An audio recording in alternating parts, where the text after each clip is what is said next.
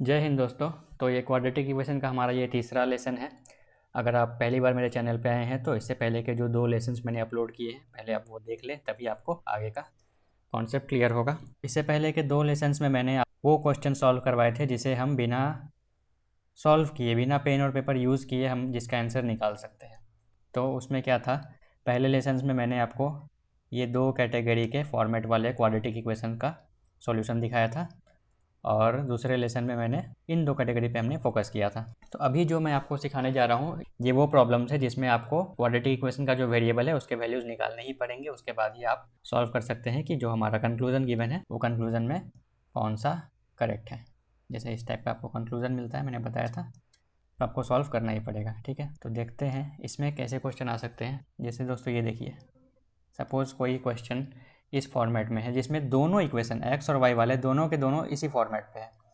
तो उस केस में क्या होगा, x का जो वैल्यू होगा वो भी दोनों के दोनों नेगेटिव आएगा और y का जो वैल्यू होगा वो भी दोनों का दोनों नेगेटिव आएगा। तो इसे हम बिना सॉल्व किए नहीं बता सकते कि दोनों में रिलेशन क्या होगा, हमें सॉल्व करना ही पड़ेगा, x का वैल्यू y का वैल्यू निकालना पड़ेगा तभी बता पाएंगे। चलिए तो देखते हैं कि हम क्वेश्चन सॉल्व कैसे करेंगे। तो सॉल्व करने से पहले मैं आपको एक छोटा सा ट्रिक बताना चाहता हूँ या फिर एक लेसन आपको सिखाना चाहता हूँ। अगर आप मैथ्स बैकग्राउंड से नहीं भी है तो भी क्लास 10 तक तो आपने ये पढ़ा होगा जिसे मिडिल टर्म फैक्टर कहते थे। तो वो मिडिल टर्म फैक्टर निकालने से पहले हम कुछ एक्सपेरिमेंट करते हैं। अगर आप ये करना सीख जाते हैं तो आपके लिए बहुत आसान हो जाएगा कि जितने हो सके कम से कम समय में आप एक इक्वेशन को सॉल्व कर सकें। ठीक है, तो यहाँ देखिए, यहाँ लेफ्ट साइड में मैंने कुछ नंबर्स लिखे हैं और यहाँ मैंने उसके ठीक सामने प्रोडक्ट बोलकर लिखा हुआ है। तो आपको क्या करना है, आपको ये नंबर को ऐसे ब्रेक करना है कि ब्रेक करने के बाद जो 2 नंबर मिले उन दोनों को मल्टीप्लाई करने पे हमारा ये प्रोडक्ट आना चाहिए। जैसे मैं पहला आपको एग्जांपल दिखाता हूँ। पहला हमारा 5 है, 5 को मुझे ऐसे ब्रेक करना है कि उसको सॉल्व करके 5 ही आए और उसको मल्टीप्लाई करके +6 आए। तो मैं क्या कर सकता हूँ, देखिए 5 को मैं लिख सकता हूँ 3 + 2। तो देखिए 3 और 2 को ऐड करेंगे तो हमें 5 मिलेगा और 3 को और +2 को अगर मैं मल्टीप्लाई करूँ 3 × 2 तो क्या मिलेगा, 6 मिलेगा। देखिए ये 6 मिल रहा है ना।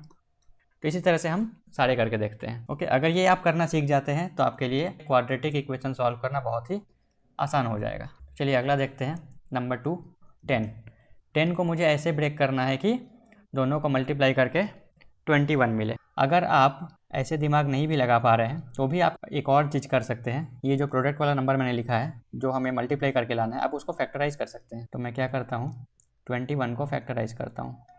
फैक्टराइज करना आपने सीखा होगा, तो चलिए इसे फैक्टराइज करते हैं। ये हमारा किससे डिवाइड होगा, 3 से डिवाइड होगा। तो 3 7 से 21। ओके, अब इसके बाद ये 7 से ही जाएगा। ओके, तो 21 को हम क्या लिख सकते हैं, 3 × 7 × 1। ओके, अब हमें क्या करना है, ये जो नंबर्स हमें मिले हैं इसे किसी तरह से ऐड या सब्ट्रैक्ट करके 10 लाना है।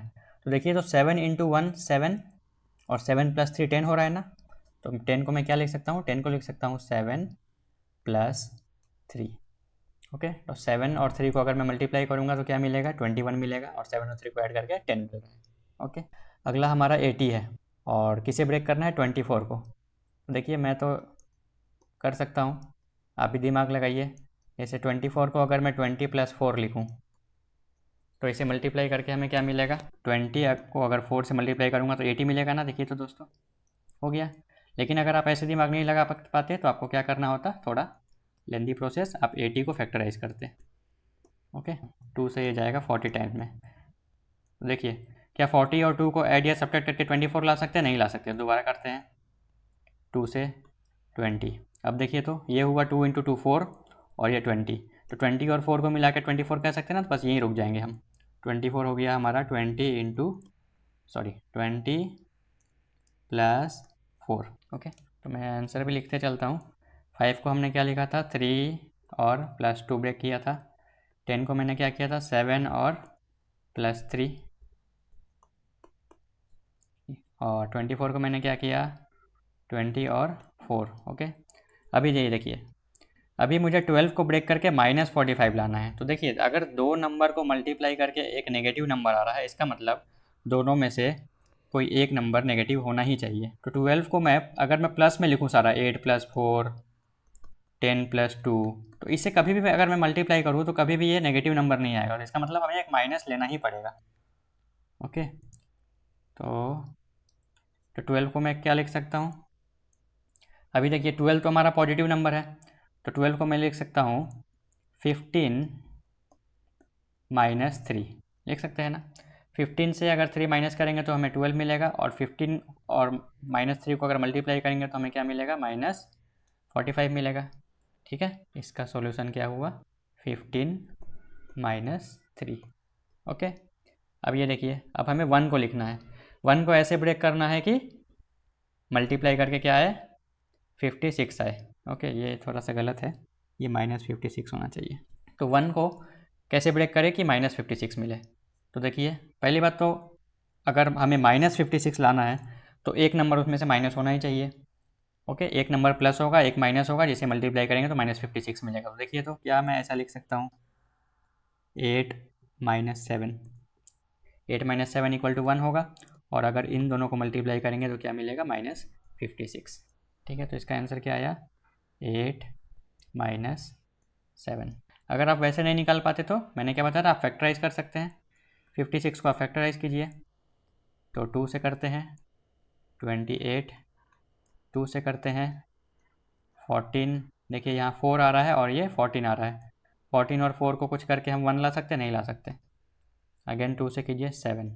अभी देखिए, ये हुआ 2 × 2 4, 4 2 8, 8 और 7, 8 और 7 को हम 1 ला सकते हैं? ला सकते हैं। 8 - 7 करके 1 ला सकते हैं। ओके, तो फैक्टराइज करने से आपको थोड़े ऑप्शंस दिख जाते हैं कि क्या क्या हो सकता है। अगर आपको अभी उतना ज़्यादा क्लियर नहीं हो रहा है तो भी आप टेंशन मत लीजिए, आगे हम बहुत सारे प्रॉब्लम सॉल्व करने वाले हैं, तो धीरे धीरे आपको जुबान पे आ जाएगा, फटाफट आप कर पाएंगे। ठीक है, अगला देखते हैं।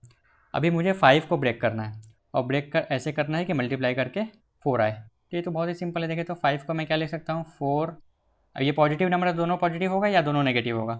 इसको लिख सकता हूँ 4 + 1। तो देखिए, 4 + 1 करने से 5 आया, और इन दोनों को मल्टीप्लाई करने पे 4 आया, हो गया ब्रेक। तो ब्रेक करके क्या मिला? 4 और 1।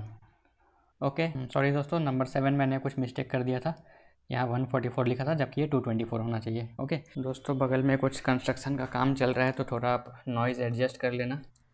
ओके, तो अभी मुझे क्या करना है, ये 36 को ऐसे ब्रेक करना है कि मल्टीप्लाई करके 224 मिले।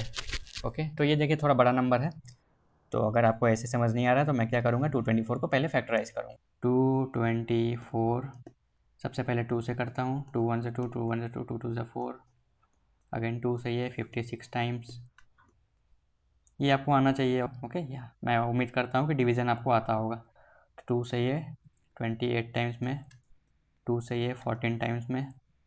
ओके, ये 14 आया ना, इसे फिर 2 से करेंगे तो 2 7 सा, तो क्या मिल रहा है? 224 जो हमें मिल रहा है, ये है 2 × 2 × 2 × 2 × 2 × 7। ओके, अभी हमें क्या करना है, इसका ऐसा पेयर बनाना है जिसको ऐड करके 36 आए। तो कैसे पेयर बना सकते हैं? देखिए, ये 7 × 2 क्या हो रहा है? 14, और बाकी ये 2 2 ज़ा 4, 4 2 ज़ा 8, 8 2 ज़ा 16, 16 और 14 को ऐड करने से 30 हो रहा है। ओके, तो ये तो हमारा नहीं चला। अब नेक्स्ट क्या कर सकते हैं?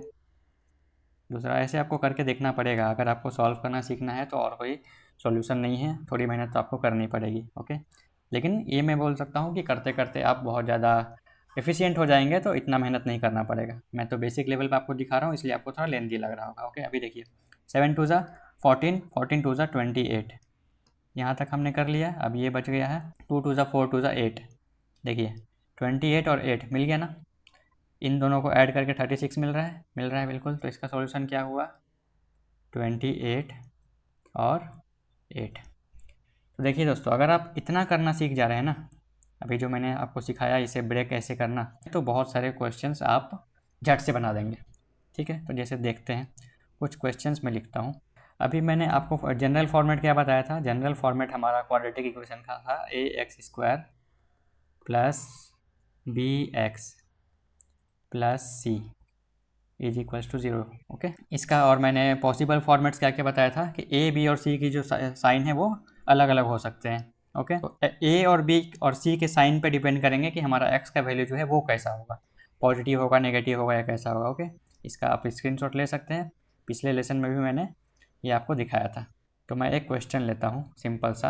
अच्छा, अभी हम जो भी क्वेश्चन सॉल्व करेंगे उसमें ए की वैल्यू 1 रहेगी, ठीक है। बाद में मैं वो भी क्वेश्चन सॉल्व करके दिखाऊंगा जिसमें ए की वैल्यू 1 से ज़्यादा हो। चलिए, पहला क्वेश्चन हमारा है, मैं एक्स स्क्वायर यहीं से ले लेते हैं कोई, चलिए ये 5 और 6 है ना, इसी को ले लेते हैं। चलिए, तो x square plus 5x plus 6 equals to 0, ठीक है। अभी आपको क्या करना, ध्यान से देखिए। ओके, तो यहाँ हमारा ए का वैल्यू क्या है, ए का वैल्यू ये 1 है, बी है 5 और सी है 6, ठीक है। तो ऐसे प्रॉब्लम में आपको क्या करना है, आपको ये जो बीच में बी के वैल्यू दी है, बी को ऐसे ब्रेक करना है दो पार्ट में जिसको मल्टीप्लाई करके ये सी मिले। एक्चुअली वो ए और सी का प्रोडक्ट होना चाहिए, तो ए में तो हमारा 1 ही है, तो 1 को अगर सी से मल्टीप्लाई करेंगे तो सी ही मिलेगा। तो 5 को मुझे ऐसे ब्रेक करना है कि सी का और ए का प्रोडक्ट मिले। तो सी और ए का प्रोडक्ट कितना होगा, 6 × 1 6। तो 5 को ऐसे ब्रेक करना है कि आपको 6 मिले। तो कैसे ब्रेक कर सकते हैं, 3 और 2 हमने किया था ऊपर, ये देखिए 5 को कैसे ब्रेक किया था, 3 और 2 प्लस। ओके, तो हमें दो नंबर्स तो मिल गए, 3 और 2। देखिए आपका क्वेश्चन आधा सॉल्व हो चुका है, ठीक है। अब सबसे पहले मैं ये देखता हूँ कि इसमें ए पॉजिटिव है, बी भी पॉजिटिव है, सी भी पॉजिटिव है। तो अगर तीनों पॉजिटिव हो तो हमारे रूट्स कैसे होते हैं, क्या बताया था मैंने, अगर तीनों पॉजिटिव है तो एक्स का जो दोनों वैल्यू होगा वो दोनों के दोनों नेगेटिव होंगे। ओके, देखिए हमारा क्वेश्चन सॉल्व हो गया। तो ये जो दो वैल्यू मिले, तो x का दो वैल्यू क्या क्या आएगा, एक आएगा -3 और दूसरा आएगा -2। बस आपको सॉल्व करने की जरूरत नहीं है, समझ आया। आप देख रहे होंगे कि ये सॉल्व करने के लिए पूरे फर्स्ट लेसन से लेके इस लेसन तक का कॉन्सेप्ट लग रहा है, इसीलिए मैं बार बार बोल रहा हूँ कि अगर आपने नहीं देखा है तो पहले वो जाकर देख लीजिए। चलिए दूसरा क्वेश्चन मैं लिखता हूँ। अगेन मैं ए को 1 ही ले रहा हूँ, एक्स स्क्वायर माइनस ऊपर से ही कोई वैल्यू लेते हैं, कुछ नहीं करना है। चलिए ये 24 वाला लेते हैं, 24 और 80, x square -24x plus 80। Okay, sorry दोस्तों, बैकग्राउंड में बहुत ज़्यादा नॉइज़ था। तो चलिए हम अपने प्रॉब्लम को देखते हैं। सबसे पहले देखते हैं किस फॉर्मेट का है, ठीक है। तो यहाँ देखिए ए की वैल्यू पॉजिटिव है, जो कि हमें रखना ही है अकॉर्डिंग टू रूल नंबर 1। बाकी बी और सी, बी हमारा नेगेटिव है और सी हमारा पॉजिटिव है। तो अगर ए प्लस हो, बी माइनस हो और सी प्लस हो, तो इसके दोनों रूट्स कैसे होते हैं, एक्स के दोनों वैल्यूज़ पॉजिटिव होते हैं, ठीक है। तो एक बार हम टेबल में चेक करते हैं। ये देखिए ए प्लस है, बी माइनस है, सी प्लस है, तो दोनों वैल्यू क्या होंगे, पॉजिटिव होंगे, ठीक है। तो इतना आपको याद रखना है, मैं लिख देता हूँ। एक्स का जो भी दो वैल्यू आएगा दोनों का दोनों पॉजिटिव प्लस साइन में आएगा, ठीक है। अब इसे सॉल्व कैसे करते हैं, मैंने क्या समझाया था आपको, जो ये बीच का बी है उसे दो ऐसे पार्ट में ब्रेक करते हैं जिसे मल्टीप्लाई करके हमें क्या मिले, ये +80 मिले। तो ऊपर हमने ब्रेक किया था, देखिए ये देखिए, ये हमारा 24 को क्या कैसे ब्रेक किया था हमने, 20 और 4 को ऐड करने पे मिलता है 24 और 20 और 4 को मल्टीप्लाई करने पे मिलता है 80। तो दो ब्रेक करने के बाद क्या क्या मिलेंगे हमें, एक मिलेगा 20, दूसरा मिलेगा 4। देखिए हमारा क्वेश्चन सॉल्व हो गया। दोनों वैल्यू पॉजिटिव होंगी तो पहला वैल्यू क्या होगा, +20, दूसरा होगा +4, बस और कुछ करना ही नहीं है। तो अगर आप बस ये जो सीख जाते हैं, ये जो मैंने आपको सिखाया कैसे आपको ब्रेक करना है दो पार्ट में, तो आपका क्वाड्रेटिक इक्वेशन चुटकियों में सॉल्व हो जाएगा, ठीक है। तो एक चीज़ याद रखिएगा दोस्तों, अभी तक मैंने आपको जो भी प्रॉब्लम्स करवाए उसमें ए की वैल्यू 1 थी, ठीक है। कुछ ऐसे प्रॉब्लम भी होंगे जिसमें ए की वैल्यू 1 ना हो, जैसे मैं एक लिख के दिखाता हूँ, 7x² -11x प्लस 70 = 0, ठीक है। तो इसे कैसे सॉल्व करेंगे ये मैं आपको आगे के लेसन में सिखाऊंगा। बहुत ही सिंपल है, कुछ नहीं, बस एक एक्स्ट्रा चीज़ आपको ऐड करना है। तो जब मिलते हैं अगले लेसन में। ओके दोस्तों, अगर आपको मेरा कंटेंट पसंद आ रहा होगा तो प्लीज़ सब्सक्राइब। जय हिंद।